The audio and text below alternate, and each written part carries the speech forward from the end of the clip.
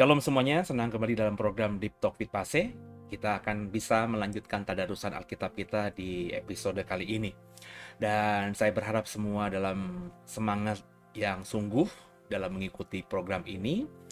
Dan terus semangat juga dalam membaca Alkitab. Sebab saya berkali-kali berkata bahwa omong kosong lah ya. Banyak orang berkata, saya beriman kepada Yesus, saya beriman kepada Tuhan. Tapi dalam kesehariannya mereka tidak pernah membaca Alkitab. Ya, iman kosong gitu ya. Dan ini fenomena ini banyak ya. Jauh lebih banyak orang model begini daripada orang-orang yang memang menyiapkan waktu yang khusus untuk membaca Alkitab setiap hari gitu ya Saudara ya. Dan saya berharap karena saya sadar ini adalah sesuatu yang sangat kecil sekali prosentasenya dibanding orang Kristen di luar sana ya. Jadi tentu kalau misalnya orang-orang yang mendengarkan saya melakukan itu ya, kalau jumlahnya sedikit ya nggak apa-apa gitu. Nangkep ya Saudara ya. Ya, saya memahami algoritmanya gitu ya. Saya sudah mengatakan bahwa orang yang suka membaca Alkitab itu sedikit sekali dibandingkan orang Kristen kebanyakan yang cuma bilang, saya beriman, saya paham, saya mengerti, saya sudah melayani. Tapi sebenarnya imannya kosong. Kenapa? Karena ya nggak pernah baca Alkitab. Kenapa saya bilang imannya kosong? Karena firman Tuhan berkata, iman timbul dari pendengaran akan firman Kristus. So, bagaimana mungkin? Ya. Orang yang melayani Tuhan doang, orang yang aktif doain sana, doain sini, itu punya iman yang luar biasa. Ya, mungkin dia bisa mempraktekkan yang disebut mujizat itu. Tapi ketika bicara tentang kedalaman pemahaman imannya, ya zero, ya kosong. Saudara, ya saya tidak pengen saudara seperti itu. Nah, makanya kalau saya berasumsi nih ya, saudara yang mengikuti saya yang tidak banyak ini, itu ya mestinya sungguh-sungguh ya mencintai Alkitab dan juga membaca Alkitab dalam keseharian. Kebetulan juga kalau Bapak Ibu jadi membership dari channel YouTube The Warriors, hari ini juga saya membagikan materi di sekolah Alkitab kita yang memang hanya bisa diakses hanya Bapak Ibu yang mau menjadi member ya. Saya sedang mengajar soal bibliologi. Ya, saya percaya saya membuat materinya nggak banyak bahkan lulusan sarjana teologi yang memahami ini. Ya, kenapa? Karena saya dulu pernah mengajar bibliologi juga dan apa yang saya siapkan buat saudara yang menjadi membership dari channel YouTube The Warriors dan saya mengajar hari ini tentang bibliologi, pengajaran saya jauh lebih dalam daripada yang dulu saya bagikan gitu ya di dalam kelas-kelas teologi ya. Kenapa? Karena pertama ini kurikulumnya saya yang buat sendiri ya. Jadi saya mau belok kiri, mau belok kanan, mau memperluas ya itu suka-suka saya, tidak dibatasi waktu ya. Itu yang paling utama sih sebab kalau saya mengajar di dalam perkuliahan, tentu kan kita harus terikat dengan kurikulum dan juga kontrak pembelajaran dan seterusnya yang Itu yang mau kita tekankan. Dan setiap institusi biasanya punya goal, punya tujuan yang kemudian kami para dosen berusaha untuk mengaplikasikannya. Jadi kami terbentur dengan hal-hal itu. Jadi banyak hal yang saya dulu tidak pernah ajarkan di dalam kelas-kelas bibliologi, di hari ini saya bagikan kepada saudara ya. Jadi Bapak Ibu yuk ikut sekolah Alkitab kita. Kebetulan kita juga sedang bertadarusan ya. Bapak Ibu kalau ngikutin pembelajaran yang saya berikan tentang bibliologi atau doktrin tentang Alkitab ya, Bapak Ibu tentu pasti akan jadi orang yang menghargai Alkitab, sehingga membaca Alkitab itu menjadi kesukaan, menjadi kerinduan, menjadi udara, oksigen yang kalau kita tidak hirup oksigen, maksudnya kita mati ya. Begitupun kalau Bapak Ibu sudah memahami tentang Alkitab, kebenaran Alkitab, Bapak Ibu nggak baca Alkitab sehari aja, Bapak Ibu seperti orang yang mati, seperti zombie ya.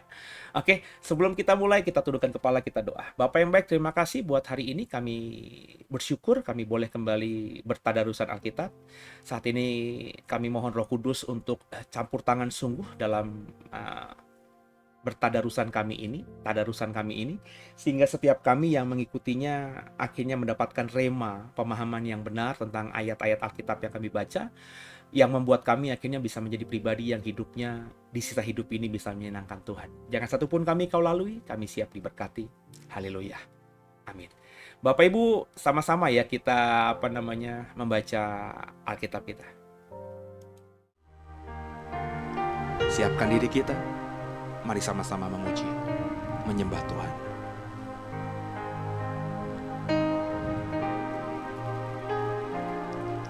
Saat ku berjalan, kasih-Mu menerangi langkahku. Tak ku bimbang, karena ku tahu Kau bersamaku. Kau lebih tahu yang terbaik bagiku. Kau lebih sanggup pulihkan hidupku. Ku berserah, ku percaya, hanya Yesus penolong yang setia.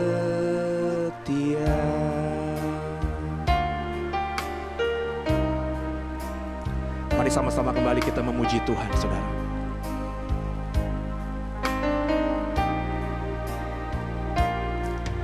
Saat ku berjalan, kasih-Mu menerangi langkahku. Tak ku bimbang, karena ku tahu Kau bersamaku. Kau lebih tahu yang terbaik bagiku. Kau lebih sanggup pulihkan hidupku. Ku berserah, ku percaya, hanya Yesus penolong yang setia.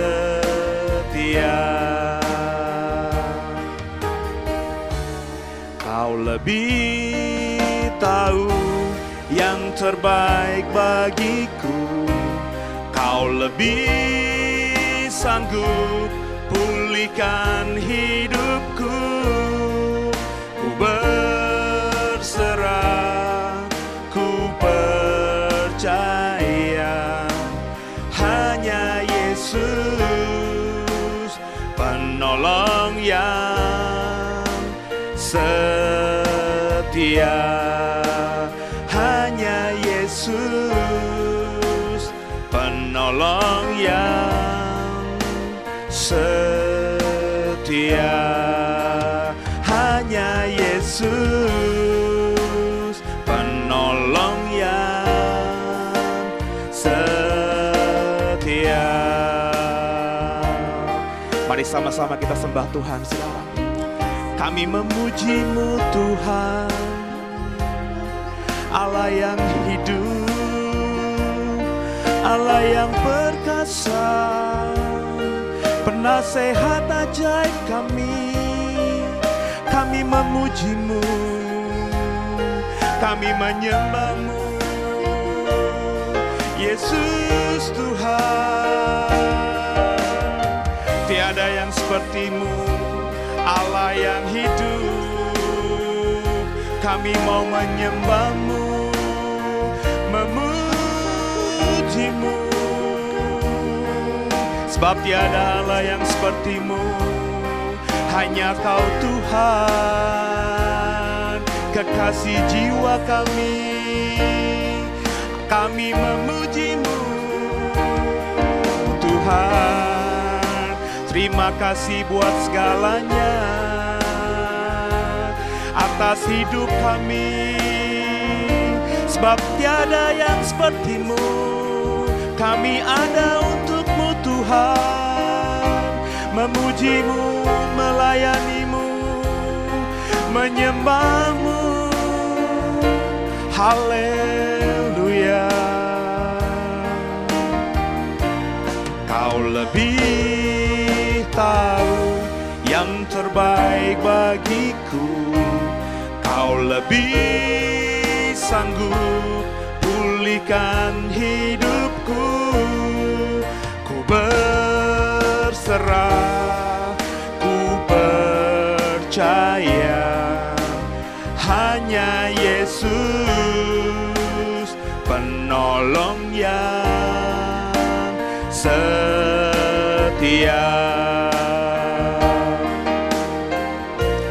Kau lebih tahu yang terbaik bagiku. Kau lebih sanggup pulihkan hidupku. Ku berserah, ku percaya, hanya Yesus penolong yang setia. Hanya Yesus penolong yang setia.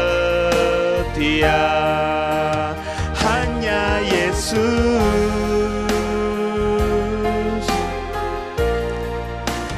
penolong yang setia. Terpujilah nama Tuhan. God bless you.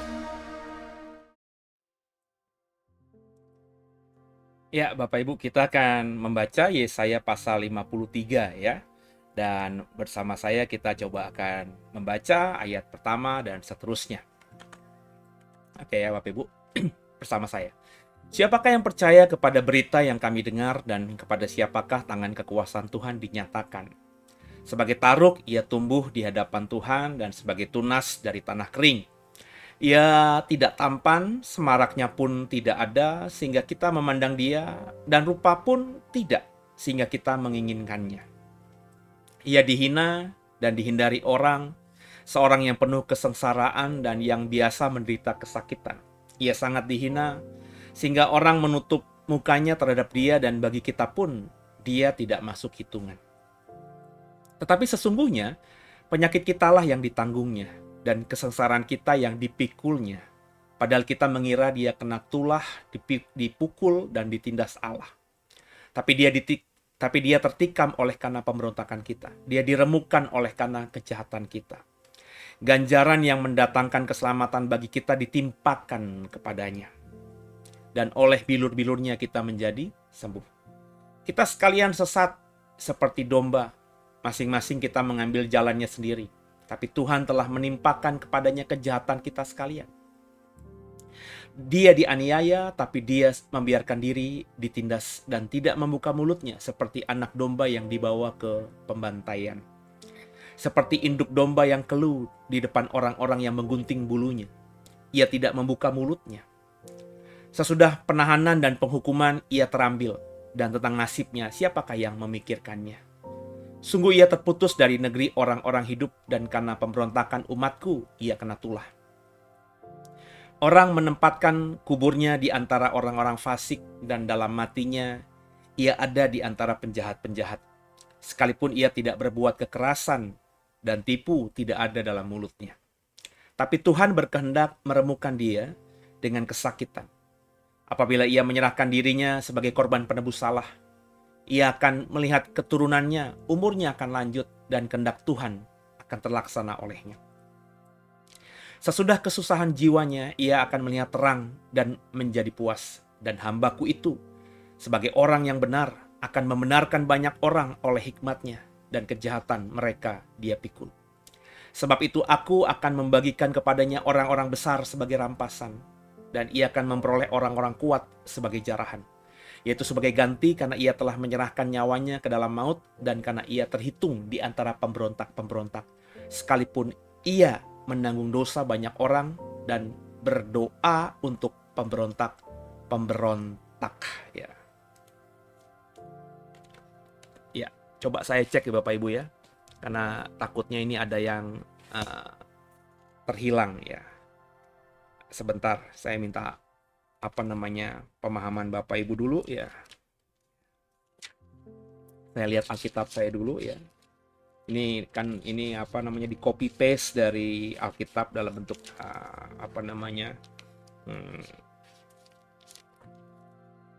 di software gitu ya. Oke, benar ya. Jadi ini memang kalimat full stop ya, pemberontak. Ya. Terpujilah nama Tuhan.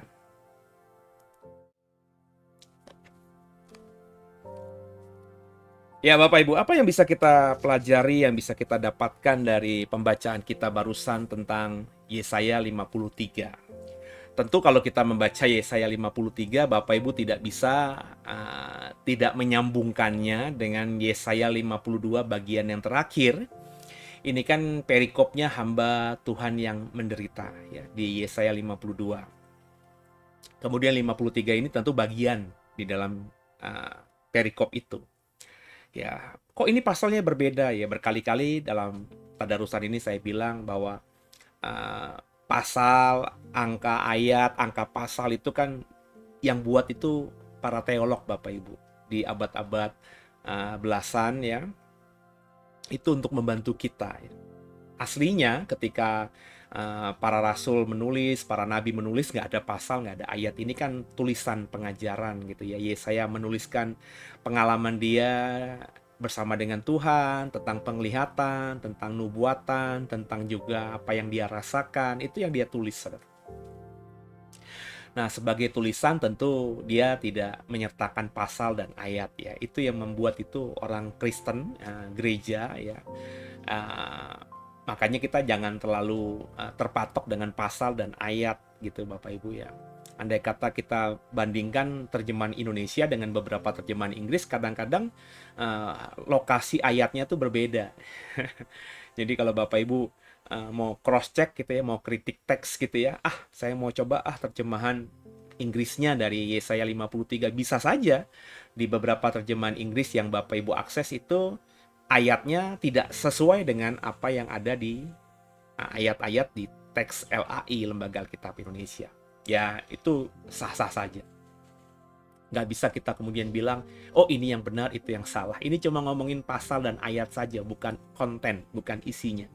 Jadi kita fokus pada isinya ya Bapak Ibu ya. Dan kalau kita membaca Yesaya 53 ini ya nggak tahu ya. Bapak Ibu tentu langsung seperti saya, ini nubuatan Yesaya entah langsung atau tidak langsung seperti saya bilang di episode 52, di pasal 52 kemarin, bahwa belum tentu Yesaya itu mengerti ya bahwa apa yang dia tulis dengan bantuan Roh Kudus tentunya ya, itu merujuk pada anak manusia dalam konteks hamba Tuhan yang menderita, yang kita tuju adalah Yesus Kristus. Ya, kita tentu tidak bisa memahami dengan utuh. Kenapa? Karena kita tidak bisa wawancara Yesaya gitu ya. Sebab kalau diwawancara tentu dia pasti akan memberikan argumentasinya. Kenapa dia nulis Yesaya 52, 53 soal hamba Tuhan menderita? Apa konteksnya? Apa yang dia lihat? Apa yang dia rasakan saat itu? Kenapa dia nulis seperti ini? Sebab kalau kita membaca di ayat pasal 53 ini, ya kalau kita sudah beriman perjanjian baru, ya ini arahnya ke Yesus ya.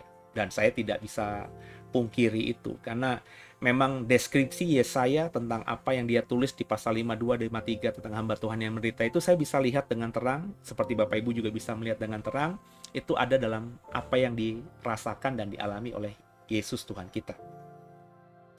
Tapi yang sering kali kita lupa Bapak Ibu, kita itu menggambarkan Yesus itu ya sudah dalam perspektif kita. Ya, seperti Bapak Ibu, kalau Bapak Ibu mengikuti khotbah saya sedang berkata bahwa Yesus itu tidak sama dengan Allah, tidak sama dengan Bapa, tidak sama dengan Yahweh. Ya, Yesus itu bukan pencipta. Ya, pencipta semesta ini adalah Allah, pencipta semesta ini adalah Bapa, pencipta semesta ini adalah Yahweh. Kalau saya ngomong Allah itu maksudnya ya Bapa. Kalau saya ngomong Allah itu maksudnya Yahweh. Di otak saya kalau saya ngomong Bapa, Allah, dan Yahweh itu satu pribadi, yakni Sang Pencipta. Ya. Yesus bukan pencipta segala-galanya. Ya. Saya sudah bagikan dalam khotbah saya di hari Minggu lalu bahwa ayat-ayat di Perjanjian Baru yang mengatakan Yesus itu Tuhan tidak banyak.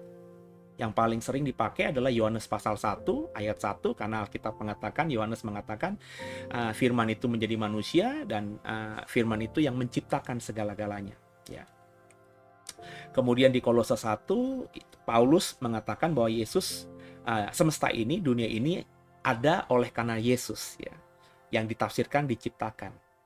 Ya, kalau Kolose pasal 1 itu dibaca ayat-ayat awalnya saja, ya kita pasti akan bisa mengarahkan itu ke sana, tidak salah ya.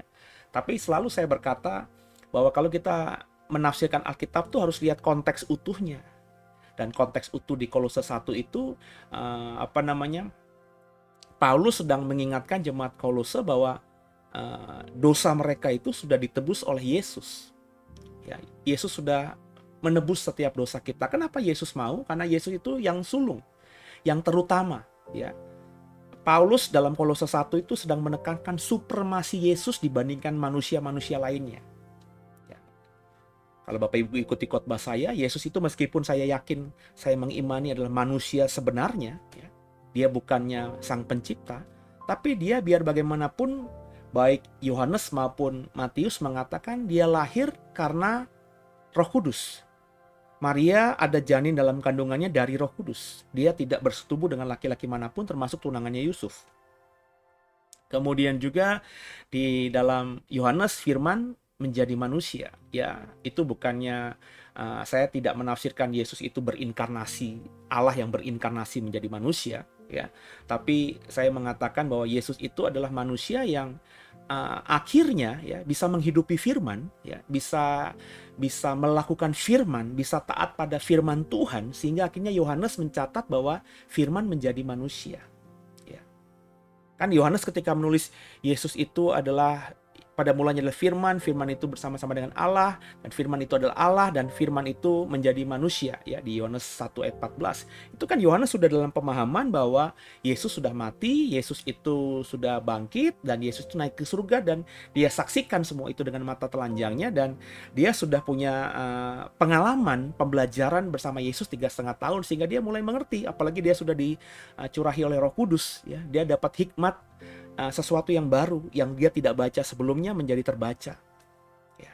Tentu ketika dia berkata Yesus itu firman yang menjadi manusia, ya saya yakin dia tidak sedang berkata itu adalah Yahweh yang menjadi manusia. Ya, sebab saya berkali-kali bilang dalam khotbah saya, Yohanes itu orang Yahudi percaya bahwa Allah itu hanya satu, Yahweh seorang. Dialah yang menciptakan segala-galanya. Tapi Yesus biar bagaimanapun adalah manusia sempurna ya.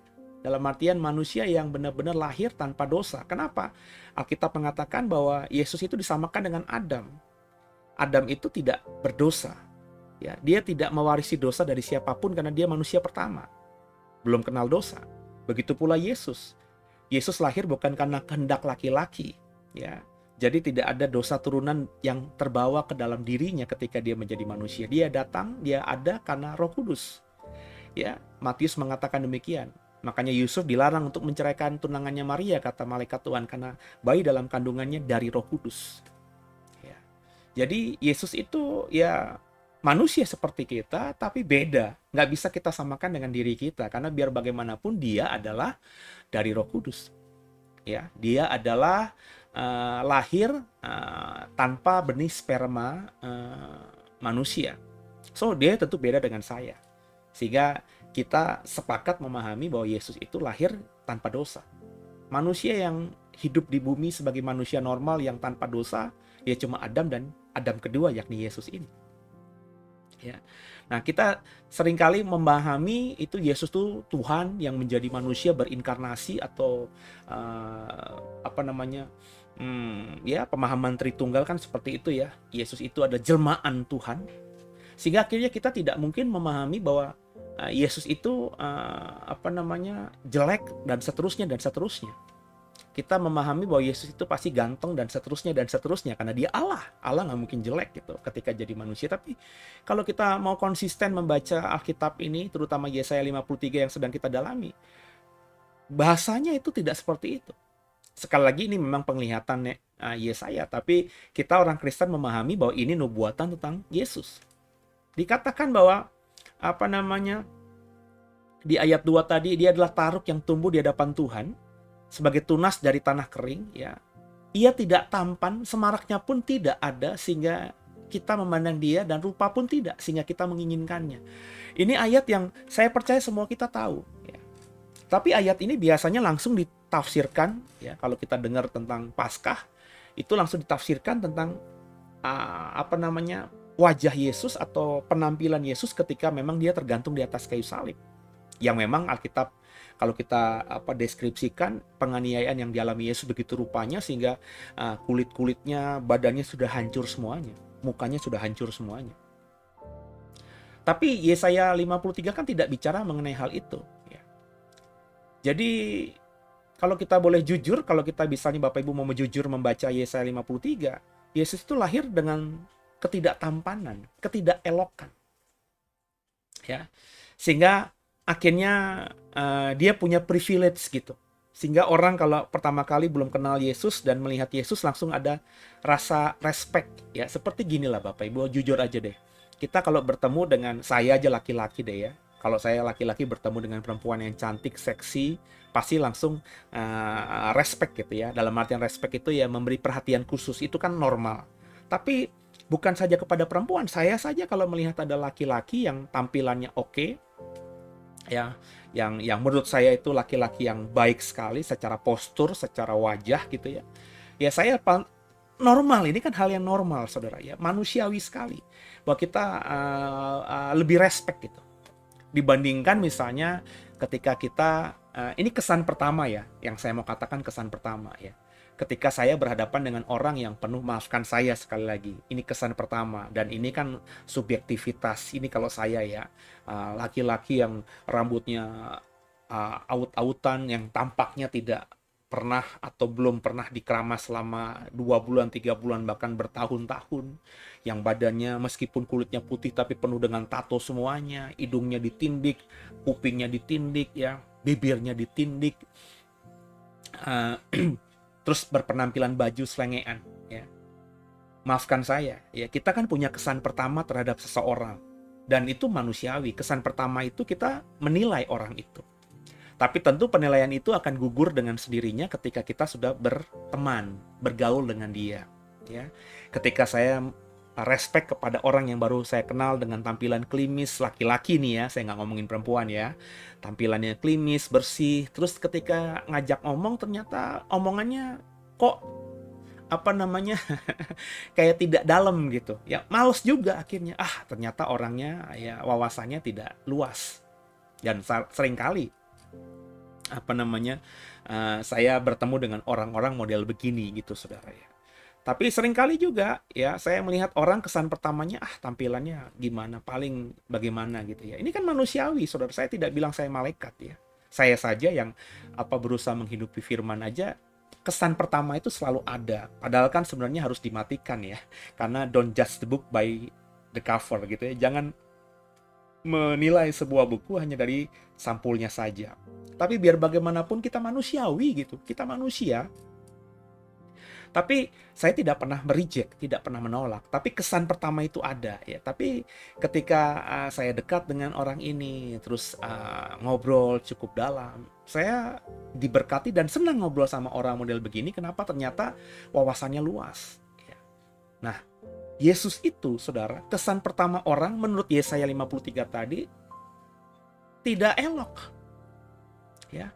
Jadi memang Yesus itu lahir dari Ibu kalau Maria. Seringkali kita gambarkan Maria itu perempuan yang cantik, gadis perawan yang mukanya cantik, bersih, kemilauan, dan seterusnya dan seterusnya. Apakah begitu gitu? Sebab Yesus kan tidak punya gen dari bapaknya, ya, dia dari Roh Kudus gitu ya. Tapi dia tentu punya gen dari ibunya ya. Kalau ibunya itu yang seperti kita gambarkan di ilustrasi tentang Maria yang cantik, yang bersih, yang rupawan, ya, anak darah. Terus lahir otomatis juga kan biasanya anak laki-laki itu, kata orang kebanyakan itu turun gennya kuat dari ibunya gitu ya.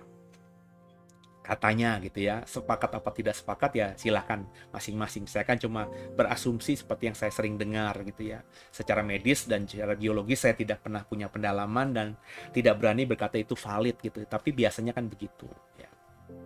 Tapi kalau Yesus benar-benar punya Ibu Maria yang cantik dan dia juga rupawan, tentu Yesaya 53 ini hoax gitu. Yesaya 53 ini nggak bisa kita anggap adalah kebenaran, karena Yesaya 53 menggambarkan dengan sungguh siapa itu anak manusia, siapa itu yang hamba Tuhan yang menderita. Kecuali Bapak Ibu berkata bahwa Yesaya 53 itu tidak merujuk pada Yesus. Tapi kalau kita lihat ya, dia menderita, dia kesakitan ya, terus dosa kita lah, penyakit kita lah yang ditanggungnya, kesengsaraan kita yang dipikulnya, dosa kita yang ditebusnya. Ini kan ayat-ayat yang bicara mengenai Yesus yang digambarkan oleh Perjanjian Baru. Coba, ya, ada nggak tokoh lain dalam sejarah gitu? Ya, kita nggak usah ngomongin Kristen lah. Tokoh Yahudi lain yang diimani orang Yahudi seperti yang dinubuatkan oleh Yesaya 53 ini. Bahwa penyakit kita lah yang ditanggungnya ya, terus kita kesengsaraan kita lah yang dipikulnya, dosa kita lah yang ditebusnya. Ada nggak pemahaman orang Yahudi dalam sejarah ya, di mana Yesaya 53 ini merujuk pada figur tertentu? Tidak ada. Sampai detik ini saya tidak pernah membaca literatur Yahudi yang mengatakan bahwa nubuatan Yesaya 53 sudah tergenapi dalam figur pribadi seseorang. Ya, tidak ada. Nah, kita orang Kristen yang mendapatkan Perjanjian Baru, ya, mengcapture, mendalami Yesus dari Perjanjian Baru, dan kita tahu Yesus itu menanggung dosa kita, ya, menyelesaikan sengsara kita, kemudian juga menyembuhkan sakit penyakit kita, ya. Itu yang diajarkan Perjanjian Baru, ya. Secara teks, ya. Bukan sekadar penafsiran dari hamba-hamba Tuhan, tapi teksnya juga berkata demikian. Ya. Sehingga akhirnya kita memahami Yesaya 52-53 soal hamba Tuhan yang menderita ini merujuk pada Yesus. Tapi lucunya kita tidak pernah mau membayangkan bahwa Yesus itu tidak elok. Ya, maksudnya bahasanya jelek lah, buruk rupa gitu. Kita tidak bisa memahami itu. Kita menggambarkan Yesus itu adalah manusia yang paling tampan, yang bercahaya, dan seterusnya. Itu yang digambarkan oleh Alkitab. Ya. Makanya perhatikan semua film-film tentang Yesus yang diproduksi oleh Hollywood yang sejak tahun 60-70. Tahun 60 ada King of King, ya. Jesus from Nazareth, itu tahun 70-80-an gitu. Ya. 70-an kalau tidak salah ya. Film-film itu selalu menggambarkan Yesus sebagai orang yang rupawan lah. Ya. Tidak ada yang menggambarkan Yesus itu buruk rupa. Saya masih ingat banget ketika saya kuliah dulu, saya diberikan buku, atau saya lupa, saya punya bukunya atau gimana gitu. Wajah Yesus dari segala bangsa. Ya, ya ketika kita lagi ngebaca buku itu bersama-sama, terus kita mendapatkan gambaran bahwa Yesus itu dilukiskan oleh orang-orang Afrika sebagai, maafkan saya, orang berkulit hitam dan berambut keriting, dilukiskan oleh orang-orang China, orang-orang Cina sebagai orang yang berkulit kuning dan bermata sipit, sipit gitu ya. Kita langsung bilang, oh ini bukan Yesus nih, masa Yesus hitam, masa Yesus sipit, dan seterusnya, dan seterusnya, dan seterusnya. Kenapa? Karena kita sudah punya pemahaman bahwa Yesus tuh pasti elok lah ya, keren lah ya. Yesus rambut panjang, ya. Kemudian juga kadang-kadang berwarna pirang, matanya biru. Perhatikan ilustrasi-ilustrasi yang sering kita dapatkan. Itu bukan mata dari orang Israel atau orang Timur Tengah asli, ya saudara ya. Kalaupun sekarang ada orang Israel yang bermata biru, ya itu pakai softline yang pertama. Yang kedua, karena memang sudah campur baur, karena saya tidak meyakini ada orang Yahudi hari ini, ada orang Israel hari ini yang kalau dites DNA itu darahnya 100% Yahudi, nggak mungkin. Itu pasti udah campur baur. Ya, kita nanti kapan bikin program khusus lah soal Yahudi diaspora itu ya. Di mana orang Yahudi itu sudah beranak pinak, kawin campur dengan, ada yang dari Ethiopia, dari Afrika, ada yang dari Asia, ada yang dari Eropa ya. Makanya ketika Hitler dulu berkuasa, Nazi Jerman itu membunuh banyak orang Eropa yang punya darah Yahudi. Di Polandia, ya, di Prancis, ya, di beberapa negara-negara Balkan, itu semuanya banyak tersebar orang-orang Yahudi yang tentunya sudah mengawinkan dengan orang-orang Eropa. Sehingga kalau sekarang ini mereka akhirnya anak cucu mereka ada yang kembali ke Israel dan menjadi warga negara Israel, dan mereka bermata biru, rambutnya memang asli blonde, pirang, itu hal yang biasa. Ya, di Israel sekarang ini kita ketemu orang Israel yang berkulit hitam, berambut keriting, ya itu biasa karena itu orang Yahudi yang kawin dengan orang etnis Afrika. Ketemu di kafe, saya pernah suatu ketika nggak sering ya makannya tuh di Nazaret gitu ya. Yang jelas Nazaret itu pasti orang-orang Yahudi dan masuknya ke restoran Yahudi juga gitu ya. Waitressnya itu ya perempuan Yahudi tentunya ya, karena kita sedang makan ala Yahudi gitu ya. Cantik sekali ya, matanya biru besar, rambutnya pirang, itu padahal sudah 10 tahun lalu, tapi saya masih ingat karena saya terkejut ya bertemu dengan perempuan Israel yang ya tidak dandan tapi good looking gitu ya. Karena biasanya kalau kita pergi-pergi ya kan mereka kalau di daerah Israel itu kan kebanyakan orang pakai hijab gitu ya, kalau di Bethlehem, terus kemudian juga di Israel juga ya, biasa aja gitulah, seperti orang-orang bule biasa ya, putih gitu ya. Tapi yang benar-benar saya lihat langsung, karena waitress dengan kita itu kan dia menawarkan, dia agak mendekat gitu, saya mukanya ya cuma beda setengah meter dengan saya, ketika dia menyuguhkan makanan-makanan, wih cakep sekali gitu. Ya kalau dia matanya biru, saya nggak tahu dia pakai software apa tidak, tapi kalau dia matanya biru asli juga tidak heran, karena bisa saja dia adalah anak Yahudi, ya perempuan Yahudi yang orang tuanya atau kakek neneknya ya sudah kawin campur dengan orang-orang Eropa yang memang bermata biru. Tapi Yesus 53 Yesaya ini tidak rupawan. Bagaimana saudara memahami ini? Seringkali yang sering saya bilang dalam khotbah saya di hari Minggu, kita membaca Yesus, kita melihat Yesus itu sudah dengan framing gitu, sudah dengan pemahaman ya, bahwa Yesus itu Tuhan, maka Tuhan ketika jadi manusia pasti manusia yang 100%, manusia yang utuh ya, sempurna, baik tubuhnya, jiwanya, rohnya.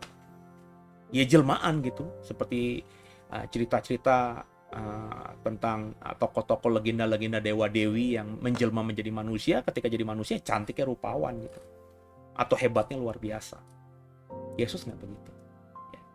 Yesaya 53 membuktikan bahwa Yesus adalah manusia biasa, dan bahkan kesan pertama orang terhadap dia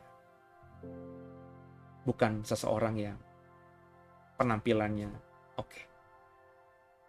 Itu Yesus saya, dan saya nggak apa-apa dengan fakta apa yang dipaparkan Yesaya 53. Sebab saya mengimani Yesus sebagai Tuhan dan Juru Selamat saya. bukan dari penampilan luar, tapi apa yang dia perbuat untuk saya. Bagaimana Yesus? Maksud saya, bagaimana Yesus? Semoga diberkati. Tundukkan kepala kita doa. Makasih Tuhan. Yesaya 53 membuka mata kita bahwa Yesus ternyata dinubuatkan dengan penampilan yang jauh dari apa yang kami gambarkan atau kami pikirkan sebelumnya.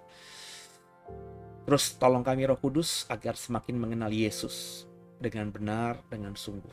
Ampuni salah dosa kami. Yesus, Kaulah Tuhan Juru Selamat kami yang hidup, dan ke dalam tangan-Mu lah kami serahkan tubuh, jiwa, roh kami. Haleluya.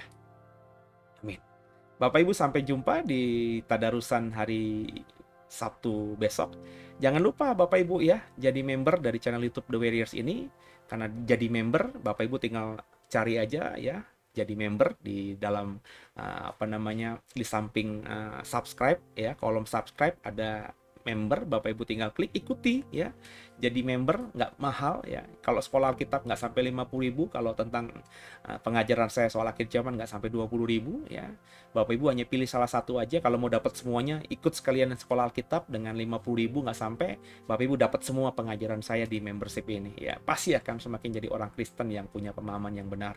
Ya, saya mengajar dengan sungguh, saya mempersiapkan dengan sungguh, saya berani mempertanggungjawabkan apa yang saya ajar kepada saudara di hadapan Tuhan nanti. Semoga diberkati, dan semoga saudara juga jadi berkat bagi banyak orang. Sampai jumpa. God bless you. Haleluya.